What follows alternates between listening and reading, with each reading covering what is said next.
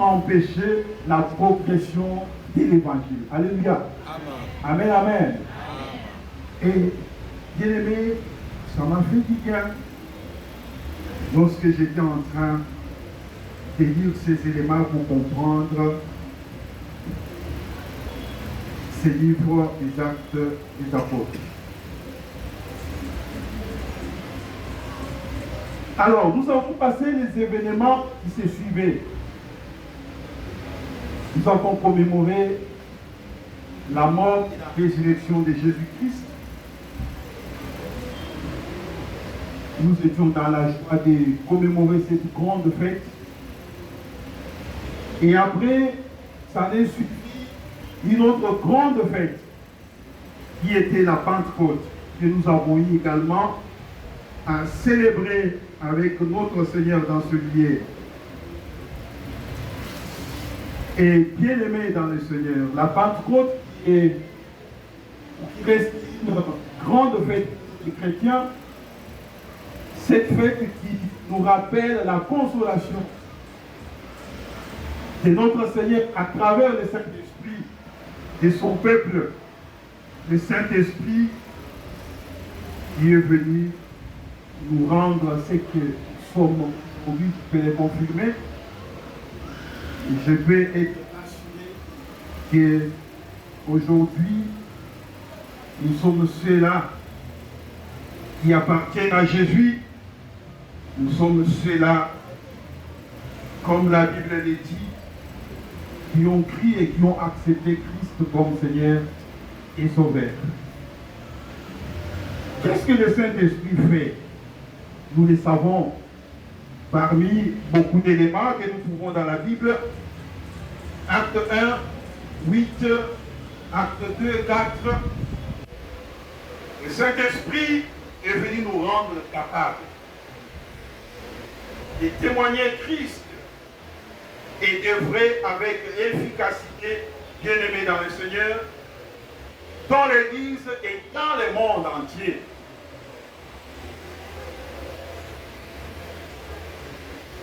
Et en faisant des miracles, des prodiges et des délivrances qui accompagnent la proclamation, qui accompagnent l'évangile de notre Seigneur Jésus-Christ. Amen, amen. Amen.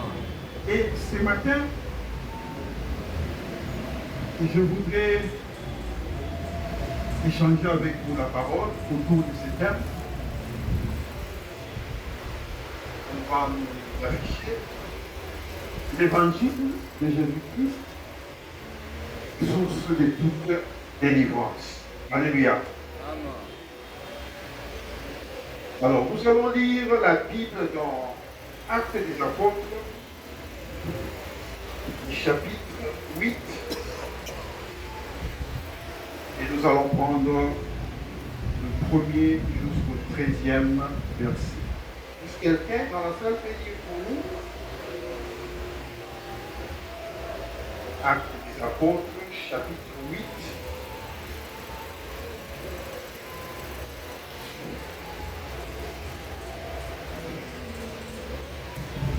Le premier jusqu'au 13e verset. Des fois, nous voulons, pour les gens ici, pour que nous ne puissions pas perdre tous les lecteurs de la Bible à l'Église. Alléluia. Amen. Nous allons lire ces passages avec l'ancien Néhémie. Nous lisons au nom de notre Seigneur Jésus-Christ. Actes des Apôtres, chapitre 8, verset 1er jusqu'au 13e. Saul avait approuvé le meurtre d'Étienne. Il eut ce jour-là une grande persécution contre l'église de Jérusalem. Et tous, excepté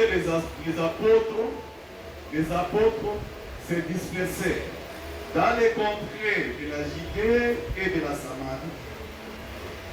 Les hommes priaient à sévère Étienne et les pleurèrent en grand bruit. Saul, de son côté, ravageait l'église. Pénétrant dans les maisons, il en arrachait hommes et femmes et les faisait jeter en prison. Ceux qui avaient été dispersés allaient de lieu en lieu, annonçant la bonne nouvelle de la parole. Philippe, étant descendu dans une ville de Samarie, il prêcha le Christ. Les foules tout entières étaient attentives à ce que disait Philippe. Lorsqu'elles apprirent et virent les miracles qu'il faisait. Car des esprits impurs sortirent de plusieurs démoniaques en poussant de grands cris, et beaucoup de paralytiques et de boiteux furent guéris. Et il eut une grande joie dans cette ville.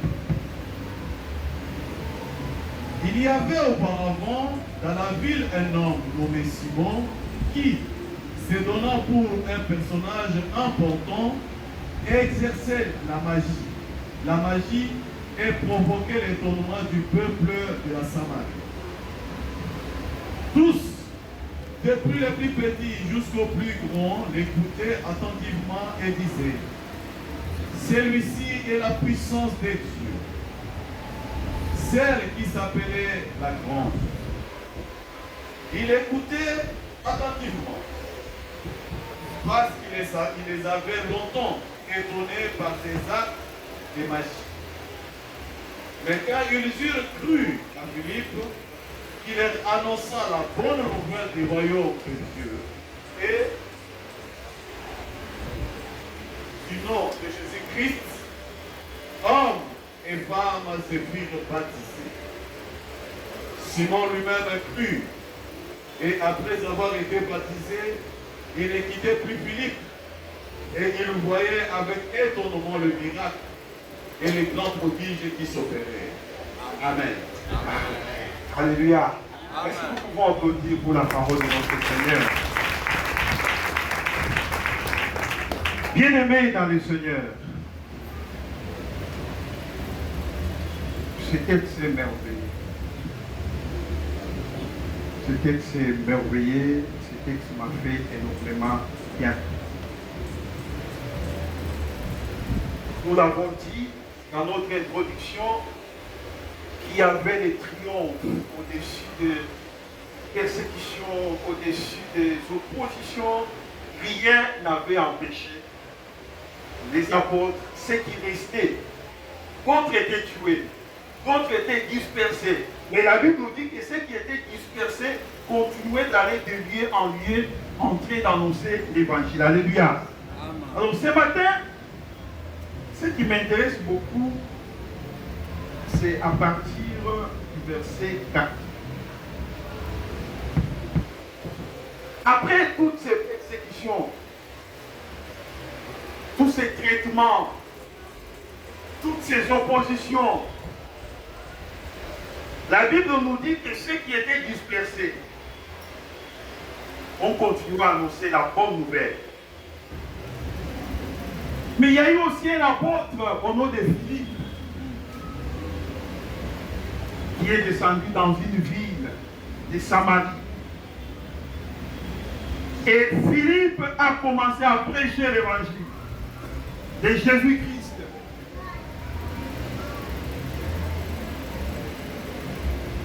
La Bible nous dit que les foules sont venues. Au verset 6. Il y a eu des foules qui sont venus vers Philippe et qui étaient attentives à ce que Philippe était en train de dire. Philippe n'annonçait pas autre chose. Philippe proclamait l'évangile de Jésus-Christ. Et ces gens étaient là, bien-aimés dans le Seigneur, attentifs, en train d'écouter.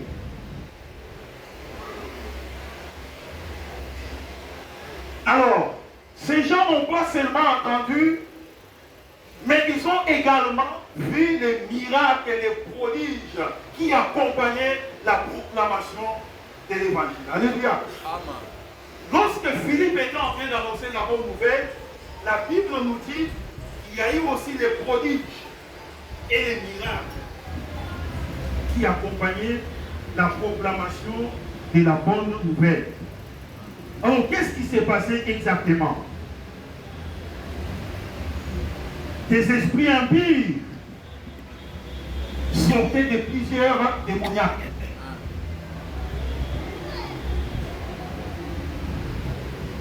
Je n'ai pas vu là où on dit que Philippe était en train de prier. Alléluia.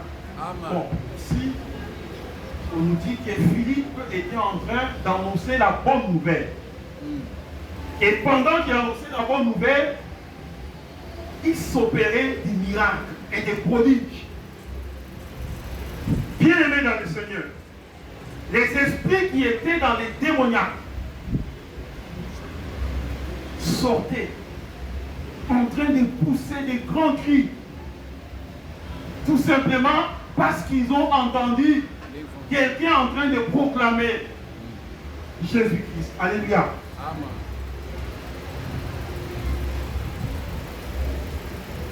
Et la Bible nous dit encore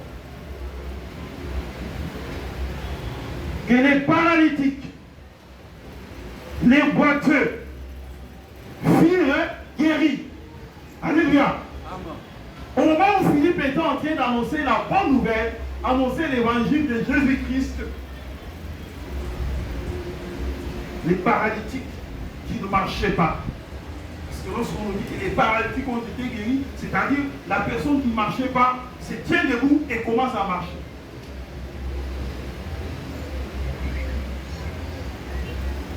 Les boiteux ont également marché, ont été guéris. Peut-être qu'il y avait d'autres malades qui étaient là également. La Bible nous parle des paralytiques et des boiteux, mais peut-être qu'il y avait aussi d'autres malades qui étaient là et qui ont été guéris ce jour-là lorsque Philippe était en train d'annoncer l'évangile. Bien-aimés dans le Seigneur,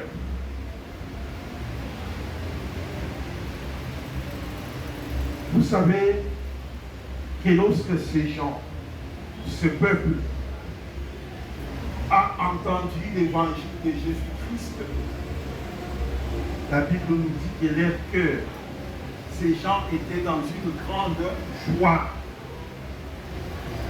Ils étaient dans la joie. La Bible dit qu'il y eut une grande joie dans cette ville. Maintenant, ce qui m'a fait mal, je crois que vous lisez avec moi le verset 9.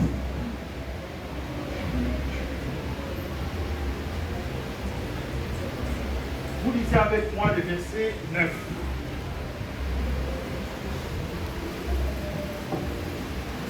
Il y avait auparavant dans cette ville, dans la ville, un homme nommé Simon. Donc Simon, c'est pas moi. Alléluia. Amen. Un homme nommé Simon, qui donnant pour un personnage important, exerçait la magie et provoquait l'étonnement du peuple de la Samarie. On peut avancer? Le verset suivant. Tous depuis le plus petit jusqu'au plus grand, écoutez attentivement. Il disait, celui-ci est la puissance de Dieu, celle qui s'appelle la grande. Vous savez que ça m'a fait mal, bien aimé dans le Seigneur. Lorsque vous regardez aujourd'hui notre vie,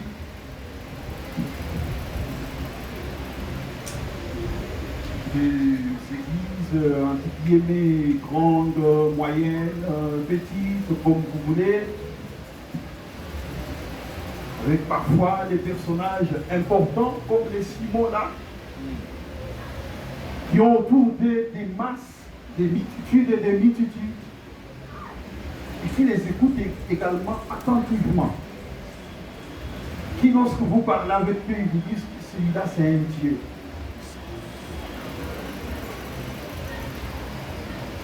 Alléluia. Ils sont convaincus. Ils sont rassurés. Ils disent que celui-là, c'est un Dieu.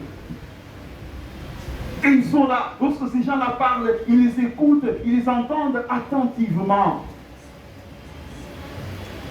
Bien-aimés dans le Seigneur. Vous savez, maintenant, c'est une confusion totale. Vous regardez ceux-là, vous regardez à côté ceux qui pensaient être des bons, qui vont vers ceux-là, qui encouragent ceux-là, qui accompagnent ceux-là, et c'est une confusion totale. Mais j'aimerais vous dire, bien-aimés dans le Seigneur, qu'il y a un adage, ce n'est pas une pensée ou un proverbe, comme vous voulez, humain, qui dit, dis-moi qui tu fréquentes, je vais te dire, hein, qui tu es. Alléluia. Dis-moi qui tu fréquentes, je vais te dire qui tu es. Ces gens ont depuis longtemps. C'est toute une ville qui a été prise en otage par un monsieur qui s'appelait Simon. Et la Bible dit avec assurance que cet homme était en train de pratiquer la magie. Mais qui par ses œuvres, par ce qu'il faisait, étonnait tout un peuple. Et le peuple était là chaque matin, je peux dire, midi et soir, en train de suivre cet homme. Les peuples touchés, les peuples rassurés, les peuples s'exprimaient même en disant que vraiment ça c'est vraiment un Dieu. Alléluia. Amen. Et ils étaient là.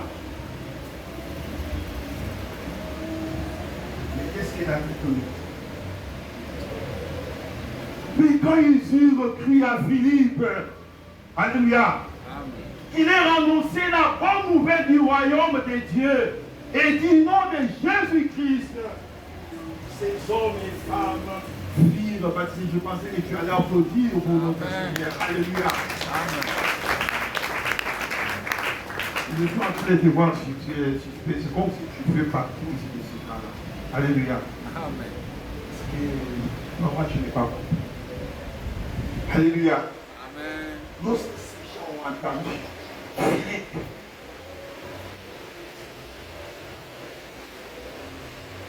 annoncer les rois, la bonne nouvelle du royaume, de Dieu et le nom de Jésus-Christ.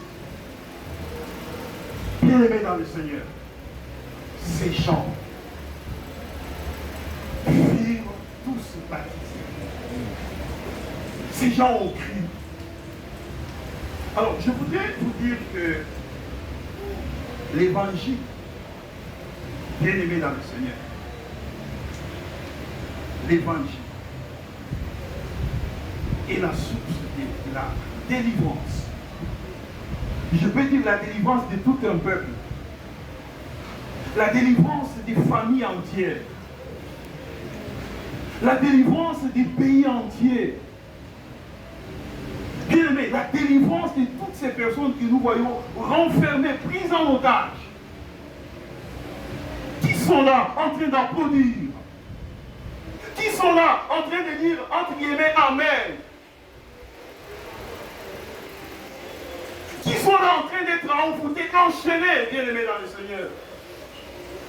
Et qui sont là des années, qui sont convaincus que ce qu'on leur annonce, c'est ça la vérité. Et tous ces gens ont besoin d'être délivrés par l'évangile de notre Seigneur Jésus-Christ. Amen. Ces gens-là ont besoin d'obtenir leur délivrance par l'évangile de notre Seigneur Jésus. L'évangile de Christ qui délivre, qui délivre les malades, Le nom de Jésus-Christ qui fait tomber les chaînes. Le nom de Jésus-Christ, imaginez-vous ces gens.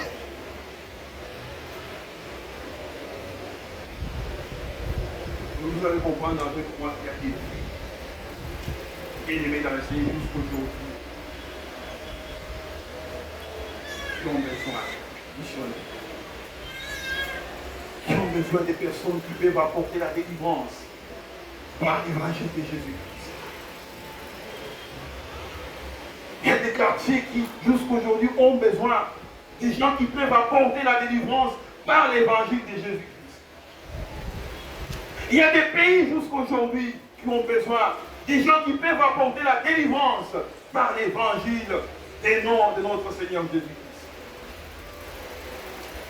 Il y a des maisons, il y a des familles qui jusqu'aujourd'hui ont besoin d'être délivrées par l'évangile de notre Seigneur Jésus-Christ.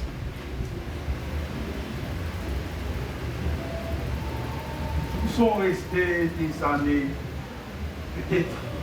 Ils sont restés des jours, des mois, des semaines, en train de vivre des démonstrations. Alléluia. Amen. Il y avait des démonstrations que cet homme était en train de faire et de montrer à tout un peuple. Et nous les voyons aussi actuellement, pendant notre temps. Il y a des démonstrations qui se font sur la vie. Et les gens étaient emportés par ces démonstrations. Les gens étaient emportés par ces entre guillemets signes et prodiges, ces miracles entre guillemets. Les gens étaient emportés et les gens étaient convaincus que celui-là était vraiment une puissance de Dieu. Mais les jours, ils ont entendu. Les jours, ils ont entendu Philippe annoncer l'évangile. La bonne nouvelle de Jésus-Christ. Avec ces gens, Philippe Baptiste. Alléluia. Amen.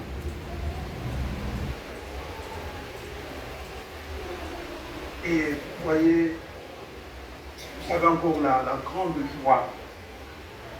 La grande joie. C'est le verset 13. Lorsque la bonne nouvelle a été annoncée. Alléluia. Amen. Lorsque Philippe a annoncé la bonne nouvelle de Jésus, Simon lui-même, cet homme qui avait emporté tout un peuple des années et des années, cet homme qui avait pris en otage tout un peuple, la Bible nous dit que Simon lui-même prie. Alléluia. Amen. Et après avoir été baptisé, cet homme n'est quitté plus Philippe. Bon, au Seigneur. Bien-aimés, nous avons besoin de pénétrer tous ces milliers où les gens sont pris en otage, où les gens sont emprisonnés et annoncer l'évangile de notre Seigneur Jésus pour la délivrance. Et ça, c'est un leader. Bien-aimés. Ça, c'est un leader. Ça, c'est un chef de mouvement. Ça, c'est un maître qui, dans la même ville, a crié à l'évangile de Jésus-Christ. Et cet homme a été baptisé. Alors, je me demandais, vous dites que cet homme ne quittait pas Philippe. Cet homme est resté attaché à Philippe. Et il était en train de voir avec étonnement. Mais lui qui était en train de faire aussi des miracles, lui qui faisait aussi des démonstrations, mais on dit qu'il était en train de regarder avec étonnement ce qui s'est passé comme miracle et grand prodige qui s'opérait lorsque Philippe était en train d'annoncer l'évangile de Jésus-Christ. Le nom de Jésus, l'évangile de Jésus-Christ. Source de toute délivrance, bien-aimés dans le Seigneur. L'évangile de Christ, source de toute guérison. L'évangile de Jésus-Christ, source de la délivrance. Les chaînes qui tombent, les liens qui tombent, lorsque le nom de Jésus-Christ est annoncé. J'étais très touché de ce qui s'est passé dans une famille une famille qui avait des problèmes sérieux. Et papa, c'était un grand chef coutumier. Avec à peu près 8 ou 9 enfants. Et une famille qui pouvait chaque année enterrer un enfant. Des enfants déjà âgés, hein, pas des enfants de moins de 15 ans, des hommes déjà âgés. Chaque année, on pouvait enterrer une personne. Et curieusement, des périodes, même période. Et dans la famille, on savait déjà que quand nous tendons déjà vers tel mois, nous allons enterrer quelqu'un. Et les gens sont partis dans cette famille au-delà des 5 qui étaient déjà enterrés. Et le roi était là. Et il va se faire que parmi les enfants qui restaient, un est allé fiancer une fille. Il va fiancer une fille qui était chrétienne. Des choses graves encore, cette fille était aussi boiteuse. Elle marchait dans une chaise roulante. Alors les garçons, voyant la période s'approcher, là où ils avaient l'habitude d'enterrer, il dit à sa fiancée, je ne sais pas, la période est en train de s'approcher, peut-être que ça sera moi. Alléluia. Et la fille a dit à ces garçons, que non, moi je sais que Christ peut faire quelque chose. Alléluia. Et quand on approche la période, il y a les grands frères à ces garçons qui est tombé malade, gravement malade, et on savait déjà que cette maladie va l'acheminer. Un jour, cette fille a dit à son fiancé, j'aimerais que tu m'amènes chez vous. Je t'amène chez nous, oui, tu vas faire quoi? Non, amène-moi chez vous. Je voudrais venir élever un nom que moi je connais depuis mon enfance. Alléluia. Et les garçons est venu, il a tenu la chaise, il a commencé à pousser la fille. Juste dans la famille. Et quand les garçons arrivent avec la fille, ils traversent la barrière, ils trouvent la maman, leur maman en train de pleurer parce que les cas ne faisaient que s'aggraver dans la maison. Et les rois étaient là dans la véranda, ils savaient quoi faire, en train d'observer ce qui s'est passé. Et la fille là est entrée. La fille, quand elle est entrée, elle a commencé à crier le nom de Jésus-Christ dans la cour. Cette fille criait le nom de Jésus. Je ne sais pas, elle priait ou bien elle criait seulement. Elle a commencé à crier seulement Jésus. Jésus-Christ sauve. Jésus-Christ délivre. Jésus-Christ libère. Cette fille était en train de crier comme ça. Alléluia. Et pendant qu'elle criait, les grands frères qui étaient dans la maison, condamnés sur les lits, s'est mis debout. Alléluia. Et il est sorti dehors et tout le monde était dans l'étonnement. Alors vous savez ce qui s'est passé. Lorsque cet homme s'élève, lorsque cet homme sort dehors en bonne santé, et la fille qui ne marchait pas, elle aussi se tient debout, abandonne sa chaise roulante. Alléluia. Bien-aimés, je voudrais vous dire une chose. L'évangile, c'est comme une porte. Alléluia. L'évangile, c'est comme une porte. La porte voit à l'extérieur et elle voit également à l'intérieur. Alléluia. Ça veut dire que lorsque tu annonces l'évangile, l'évangile fait des effets à l'extérieur et l'évangile fait également des effets à l'intérieur. Alléluia. Jésus-Christ libère. Jésus-Christ sauve. Jésus-Christ délivre. L'évangile de Jésus-Christ, bien-aimé dans le Seigneur. Mais il y a des familles qui ont besoin que nous puissions aller annoncer l'évangile. Il y a des maisons qui ont besoin que nous puissions aller annoncer l'évangile. Il y a des villes qui jusqu'aujourd'hui ont besoin que nous puissions aller annoncer l'évangile. Et nous-mêmes là, tels que nous sommes là, même nos villes ont besoin que lorsque nous annonçons l'évangile, que les choses se passent dans nos propres vies. Alléluia. Amen, amen. l'évangile de notre Seigneur Jésus-Christ. Nous sommes l'évangile de notre Seigneur Jésus qui libère, l'évangile de notre Seigneur Jésus qui délivre. Et il s'est passé des choses extraordinaires dans cette famille. Jésus-Christ a fait son entrée dans cette famille. Jésus-Christ a fait des prodiges, des signes et des miracles dans cette famille. Et même le roi a été baptisé. Tous les membres de cette famille ont été baptisés. Et c'est Christ qui a régné dans cette famille. Alléluia. Amen, amen. C'était une fiancée. Une fiancée. Une fiancée qui a apporté des saluts dans toute une famille. Bien, ce matin, le Seigneur a besoin vraiment. Le Seigneur a besoin d'une femme. Le Seigneur a besoin d'un jeune. Le Seigneur a besoin de quelqu'un qui peut annoncer l'évangile afin d'apporter. Parfois, nous regardons ce qui se passe dans notre pays. Je voudrais vous dire que notre pays a besoin de l'évangile. Alléluia. De Jésus-Christ.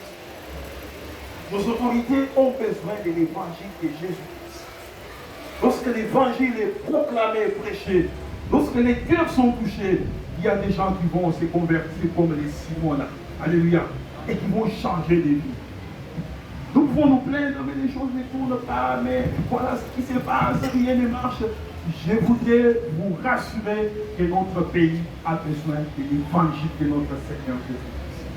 Vous pouvez dire, regardez ce qui se passe dans nos familles, regardez ce que tel fait. Nos familles, bien aimées dans le Seigneur, ont besoin de l'évangile de notre Seigneur Jésus-Christ, afin que les gens changent de vie, afin que les gens changent leur manière de voir, de faire, d'agir, de se comporter.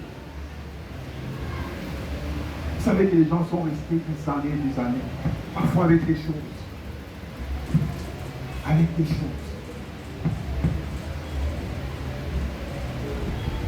Avec des choses. Et quand vous regardez la vie de moi, j'ai un dans ma famille qui a fait des choses horribles parmi mes oncles, qui a fait des choses horribles. J'ai compris qu'il a besoin de l'évangile. Alléluia. Il a besoin de l'évangile de Jésus-Christ. Au moment où tout le monde l'affrontait, moi j'ai dit, mais cet homme-là a besoin de l'évangile de Jésus-Christ pour changer. Il n'y a que l'évangile de Jésus. Il a fait 10 années dans ces choses. Il est même audacieux. Lorsque cela qui prie s'approche, il est audacieux pour dire, est-ce que Dieu existe? Est-ce que Dieu existe? Nous sommes les petits dieux. Il a dit ça à l'un de mes neveux. Mais j'ai dit que cet homme-là a besoin de l'évangile. Alléluia. L'évangile. J'ai dit à un autre, je dis non, ne vous en faites pas. Je sais que cet homme-là est à la fin. Mais une chose est certaine. S'il se répand, l'amour de Jésus, l'amour de Dieu est pour tout le monde. Alléluia. L'amour de Dieu est pour tout le monde. Comme on nous a montré, nous avons notre pouce, n'est-ce pas? Qui peut toucher tous les autres doigts. L'amour de Dieu, bien aimé dans le Seigneur, est pour tout le monde. J'ai dit, même cet homme-là, l'amour de Dieu est là aussi pour lui. Bien aimé, les familles ont besoin de l'évangile. Les nations, les familles ont besoin de l'évangile. L'évangile de notre Seigneur Jésus-Christ. Afin que les leaders d'opinion puissent changer de vie, comme les Simon. Afin que les familles soient transformées, afin que les soi-disant églises soient sauvées et soient transformées. Parce que ce qui se passe lorsque vous êtes séduits, qui renferme le Saint-Esprit, bien aimé, vous devrez en principe avoir pitié de toutes ces personnes. De tous ces gens. Et c'est ce que le Saint-Esprit a fait, bien aimé dans le Seigneur. Voilà pourquoi lorsque nous avons fêté la Pâque, après nous avons fêté la Pentecôte, et après la Pentecôte, quand nous lisons les livres des Actes des Apôtres, c'est des événements pareils qui sont en train de s'enchaîner. Alléluia. À travers les apôtres, les gens ont changé de vie, les cœurs ont été touchés, les prodiges et les miracles se sont opérés à partir des apôtres lorsqu'ils ont été baptisés du Saint-Esprit. Bien-aimés dans le Seigneur, toi et moi, nous avons reçu Christ. Je suppose que le Saint-Esprit est avec nous. Je suppose que nous avons Saint-Esprit et que par nous, beaucoup peuvent être délivrés, beaucoup peuvent changer de vie. Que le Seigneur vous bénisse.